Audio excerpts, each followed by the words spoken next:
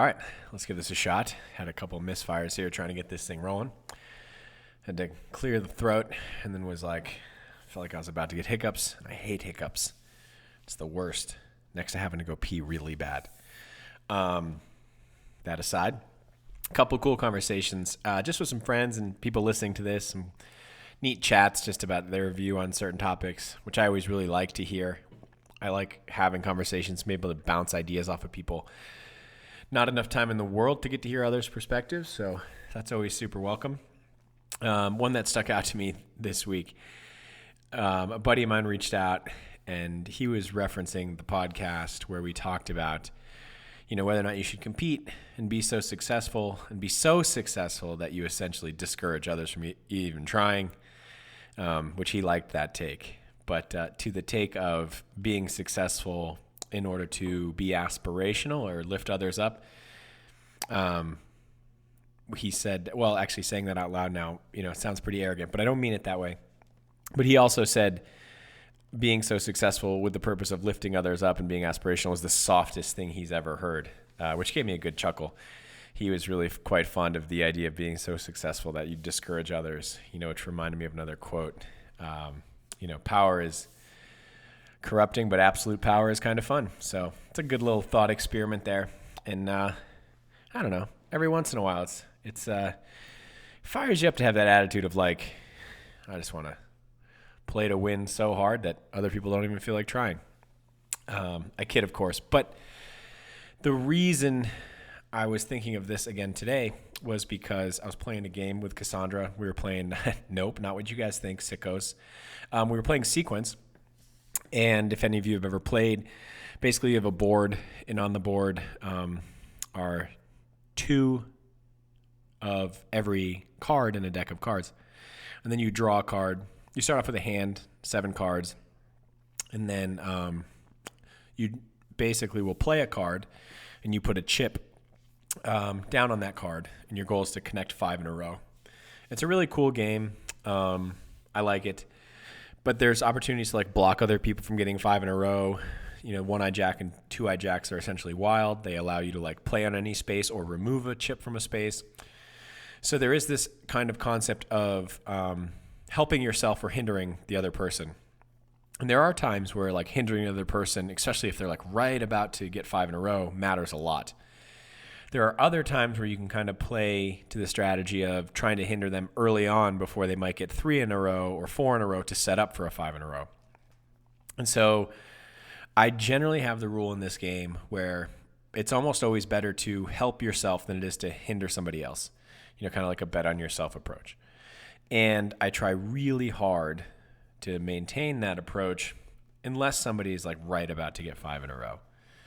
And then tonight, it was really funny. I had this moment where I could have played, I think it was the 9 of clubs, to help me get closer to getting 5 in a row. But I used it to block Cassandra, and she wasn't quite close yet. I think she was maybe on the cusp of getting 3 or 4 in a row. And I used it to block her, to hinder her. And the next play, I got a card that would have, again, helped me get closer to 5 in a row. And then basically, if I had just played that one card to help me, that 9 of clubs, I would have won. But instead, I blocked an area that she didn't even play and ended up losing. So I thought that was really interesting, how much goes into, or, what is the thought process between that fork in the road of, hey, here's my opportunity to hold somebody else back versus betting on myself, and lots of Instagram inspo about always betting on yourself. And so I think I should have stuck to my guns, and I blew it. But, yeah, I don't know. Just, again, interesting thought experiment. Somebody's probably going to tell me I'm really soft for it, but that's okay, especially coming from a guy who likely sleeps with a Luke Skywalker plushie every night. So I can take it. I'm just kidding. He's a friend. Workout today in class was pretty awesome.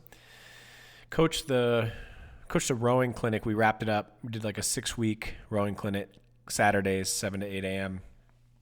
Day 1, we tested a 2K and then worked on some specific intervals, drills, technique on the rower to get better at that 2K. And it's funny because most of what I see when everybody tests it is hey, we can make you better at this immediately. by just changing kind of mental approach and some pacing around it. Pretty much everybody goes out way, way, way, way too hot and then holds onto that too hot pace for too long.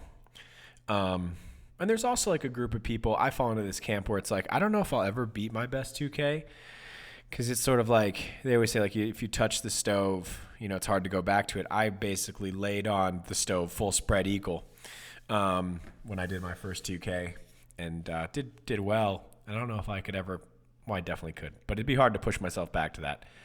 So that's definitely a possibility as well. But it was really cool today. I think everybody who retested their 2K, we worked on a plan, had specific time goals. Because I'm a really big fan of this. Like sometimes I think when it comes to like, I think I've touched on this, being mentally tough, you just got to go in there and take some punches and do that for a couple rounds before you learn how to tolerate it better and move through it. But also I think having things to focus on and be disciplined about really help you improve your mental toughness, because the more focused you can be, the less you worry about some external factors. So I think everybody PR'd today. Actually, yes, everybody did PR today compared to when they tested it 6 weeks ago, which was really cool. And just to see them stick to it and hold on to a goal, even though some of them really didn't want to. It was a pretty rough week of workouts, and I know everyone was feeling sore. So that was really exciting to see. Kind of always one of my favorite things. Then afterwards, I stuck around for this 8 a.m. and the 8 a.m. class, which, man, I could complain about anything, especially when it comes to programming. But at the same time, just sit down, shut up, and do it every once in a while gets you a long way in life. But it was more rowing intervals, which was kind of funny. But I really liked the workout. And mostly I liked the workout because I got to sit down next to somebody who I enjoy coaching and I enjoy taking classes with. She's a pretty interesting person. And, we just got to like chat and cheer each other on through it and motivate each other. And for me, that's like 99% about what I find enjoyable. Matt's maybe a little less, 92% about what I find enjoyable about CrossFit is the people you get to do it with. And, little misery loves company. So that was absolutely awesome.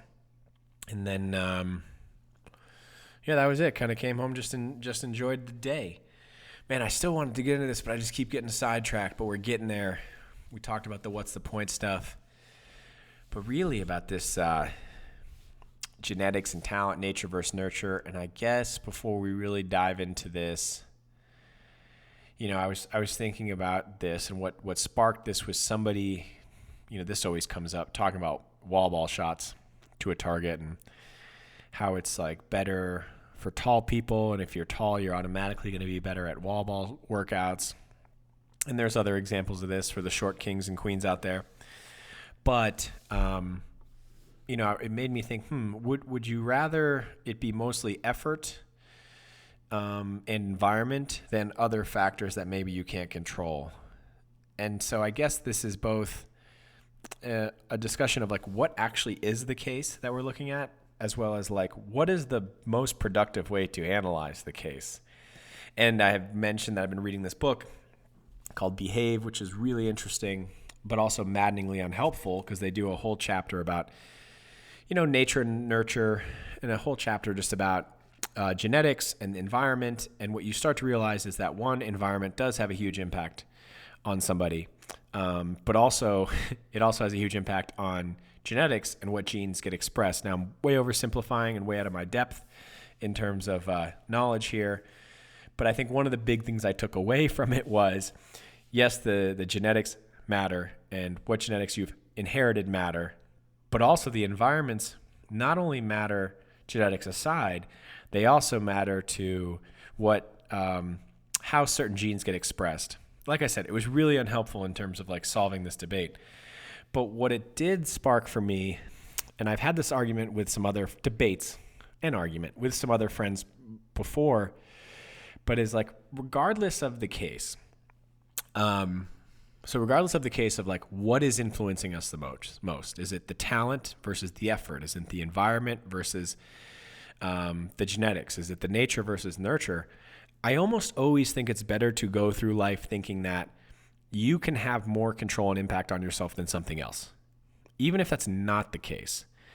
I the more I've thought about this, the more I believe it. Like, for example, if you're trying to get better at CrossFit and you just toss everything out there and you're like, well, I would be better at this if I was taller, or I would be better at this if my limbs were shorter, or blah, blah, blah, blah, blah. Focusing on all of these external things you cannot control.